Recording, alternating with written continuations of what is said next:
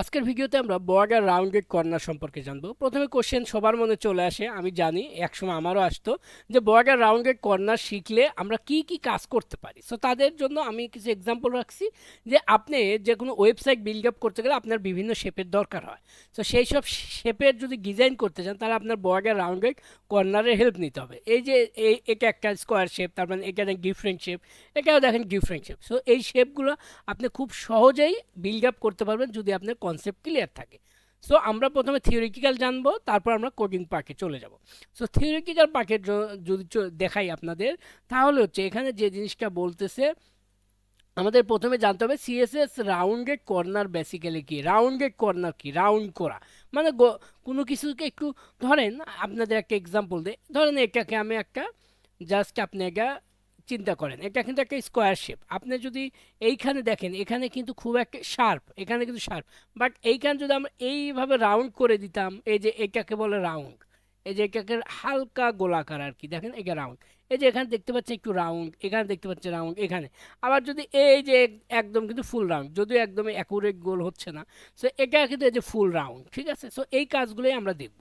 হ্যাঁ, বলতে with the CSS border radius property, এই যে border radius property, border hyphen radius, এটা কিন্তু ইম্পর্টেন্ট বিষয়, এটা মাথায় রাখবেন। You can give any element rounded corner, তার মানে বর্ডার রেডিয়াস প্রপার্টি ব্যবহার করে আমরা খুব সহজেই এরকমভাবে রাউন্ডেড অ্যাপ্লাই করতে পারি। প্রথম example, rounded corner for an element with a specific background colour. এখানে দেখেন যে কথাটা বলতেছে, এটা দেখেন একটা ব্যাকগ্রাউন্ড কালার কি দিছি আমি, হোয়াইট দিছি। হোয়াইট দেওয়ার পরে আমার এটা কি, এই যে বর্ডার রেডিয়াস আমি ব্যবহার করছি, ঠিক আছে। এই যে বর্ডার রেডিয়াস আমি ব্যবহার করছি, ঠিক আছে। ব্যবহার করাতে দেখেন একটু রাউন্ডেড হয়েছে। আপনি যত বেশি দিবেন এটা পরিমাণ তত রাউন্ডেড হবে। আবার rounded corner for an element with a border, তার মানে শুধুমাত্র বর্ডার ইউজ করছি, এখানে কিন্তু ভিতরে কিন্তু ফাঁকা, দেন ভিতরে ফাঁকা, এটা কি শুধু বর্ডার আমরা ইউজ করছি। এখন rounded corner for element with a background image, আমাদের এই যে সাকিব আল হাসানের দেখেন যে ইমেজটা আছে, এখানে দেখেন আমরা হালকা রাউন্ডেড ইউজ করছি, এটা শুধু ব্যাকগ্রাউন্ড ইমেজ কিন্তু ইউজ করছি। এখন প্রশ্ন আসে যে এটা আমরা কিভাবে অ্যাপ্লাই করতে পারি, তাই না? এটাই এখন আমরা দেখব। CSS border radius specify is corner. এখন আমরা ধরেন এই যে একটা একটা স্কোয়ার শেপ আছে, border radius property can have from 1 to 4 values. কয়টা ভ্যালু থাকে? একটা থেকে চারটা ভ্যালুস থাকে। এখন এই একটা থেকে চারটা ভ্যালু কিন্তু আমাদের মনে রাখতে হবে। সো এখানে আপনি একটা স্কোয়ার শেপ দেখতে পাচ্ছেন, এটাকে যদি আপনাকে যেটা কনসিডার করতে হবে, প্রথমটাকে দেখেন আপনার টপ লেফট দেখতে পাচ্ছেন। প্রথমে কি ধরবেন? এই কর্নারকে ধরবেন টপ লেফট, তার মানে কি এটা টপ, টপের লেফট, তারপর এটা টপ রাইট, এটা কি বটম রাইট, এটা বটম লেফট। তার মানে আপনার যদি ঘড়ির কাঁটা দেখেন, আপনার বাসায় যদি এরকম একটা ঘড়ি থাকে, ধরেন এইখানে একটা কাঁটা আছে, এইখানে কাঁটা আছে, কাঁটার শেপটা কিভাবে ঘোরে? অলওয়েজ এই দিকে ঘোরে কিন্তু, তাই না? এই দিকে ঘোরে কিন্তু। সো আপনি এখানে কনসিডার করতে পারেন, দেখেন এইভাবে ঘুরতেছে কিন্তু, এই জিনিসটা কিন্তু মাথায় রাখেন, এটা কিন্তু আমাদের কাজে দেবে। তার মানে top left, top right, bottom right, bottom left, তার মানে টপ লেফট, আমরা উপরে টপ লেফট, টপ রাইট, তারপরে এটা bottom right, bottom left. So এই আপাতত এইটুকু জানা থাকলে চলবে। আমরা যখন কোডিং পার্টে চলে যাব, তখন আপনার এই ধারণাগুলো অ্যাপ্লাই করে আমরা খুব সহজেই সুন্দর সুন্দর শেপ বিল্ড আপ করতে পারবো। আমরা এখন কোডিং শেপে আসার আগে আমাদের যে কাজটা করতে হবে, আমাদের কিন্তু একটা প্রজেক্ট ফোল্ডার ওপেন করতে হবে। এই কাজটা কিন্তু আমি অলওয়েজ করি। সো দিস পিসিতে যাব, লোকাল গিগ সিতে যাব, তারপরে যাব হচ্ছে মাস্টারিং সিএসএসে যাব, তারপরে আমরা লেসন নাম্বার হচ্ছে 22, লেসন 22 এটা আমরা ওপেন করলাম। করার পর আমাদের ভিজুয়াল স্টুডিও কোডটা যা আছে, এটাতে আমরা ওই ফোল্ডারটা পাইয়ে দেব। সো ওপেন ফোল্ডার দিলাম, তারপরে যাব হচ্ছে দিস পিসিতে, লোকাল গিগ সিতে, তারপর মাস্টারিং সিএসএস ফোল্ডারটা গিয়ে আমরা লেসন 22 সিলেক্ট করে দেবো, দিলে আমাদের ওই ফোল্ডারটা ওপেন হয়ে যাবে। এই কাজটা কিন্তু আমরা এভরিডে করে থাকি। সো এখন আমাদের কি লাগবে? একটা index.html ফাইল লাগবে, অর্থাৎ এইচটিএমএল ফাইল লাগবে, index.html। ঠিক আছে, আমাদের এখন যে কাজটা করতে হবে, শিফট প্রেস করে 1 প্রেস করলে এটা এটা এক্সক্লেমেশন সিম্বল বলে, তারপর এন্টার চাপবেন, চলে আসবে। আসার পরে আমরা আজকে কি না জানবো? রাউন্ডেড কর্নার সম্পর্কে আজকে ডিসকাস থাকবে। সো আমরা সেভ দিলাম, সেভ দেওয়ার পরে আমরা গো লাইভে ক্লিক করলাম, করলে আমাদের ডিফল্ট ব্রাউজারে এটা রান হবে, ঠিক আছে। এখন আমরা কোনো কাজ করিনি, এই জন্য একদম কী হোয়াইট দেখাচ্ছে। সো আমরা একটা রিঅ্যারেঞ্জ করব, ঠিক আছে। অর্থাৎ আমরা এই কাজটা করব যাতে করে আপনাদের বুঝতে সুবিধা হয়, ঠিক আছে। একটু সময় নিচ্ছি জাস্ট ফর যে আপনাদের যেন বুঝতে সুবিধা হয়, ঠিক আছে।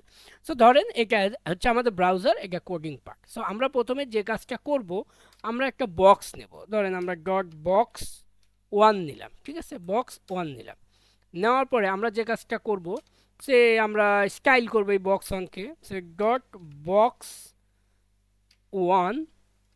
তারপরে আমরা এটাকে আমরা কিন্তু স্টাইল অ্যাট্রিবিউটের মধ্যে নিতে হবে, ঠিক আছে। এই ভুলটা কিন্তু আমি মাঝে মধ্যে আমার হয়, আমি জানি এটা সবারই মাঝে মধ্যে হতেই পারে।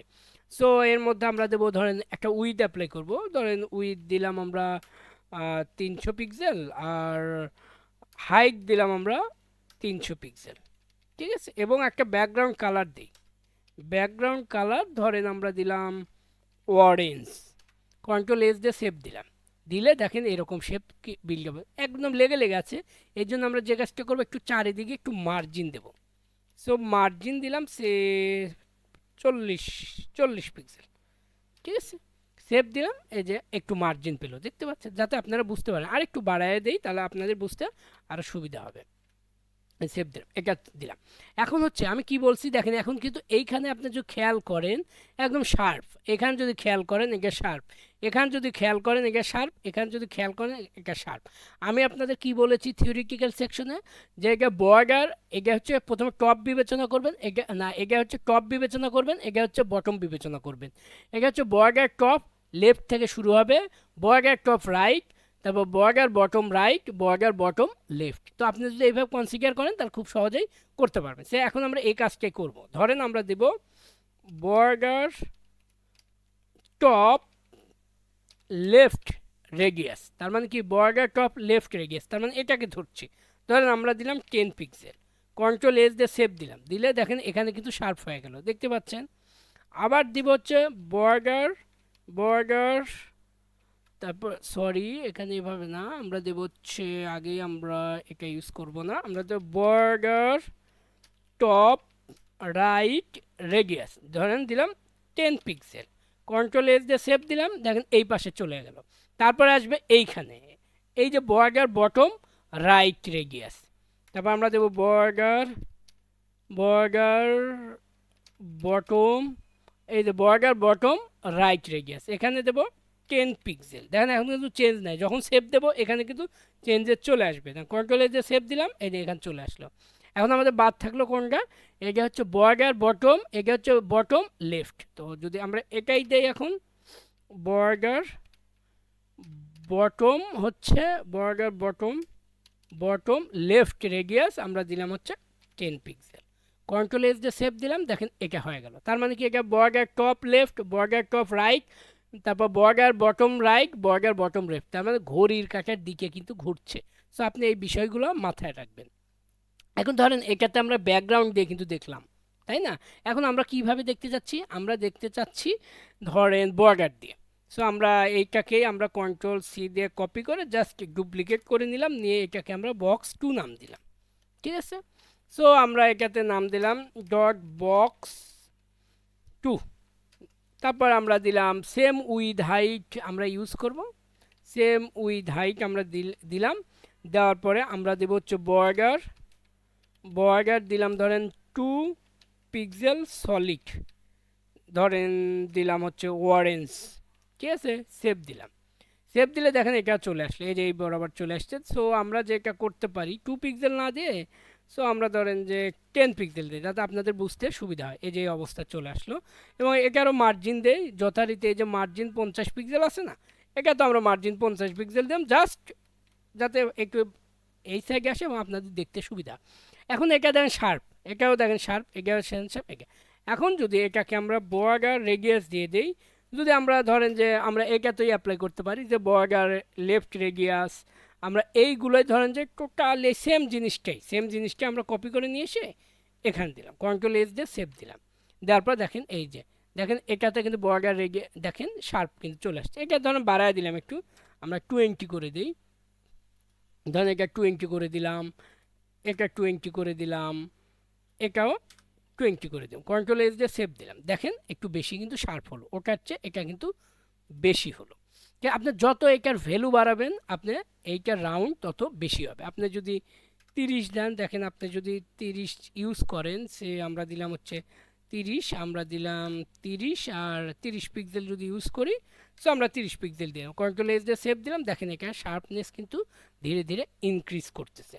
সো এখানে বক্স 2তে এখন আমরা এখন বক্স 3তে আলোচনা করব। বক্স 3 এর জন্য আমাদের একটা ইমেজ লাগবে। সো আমরা এখানে একটা ইমেজ নিয়ে আসবো। এই জন্য আমার একটা ইমেজ আছে।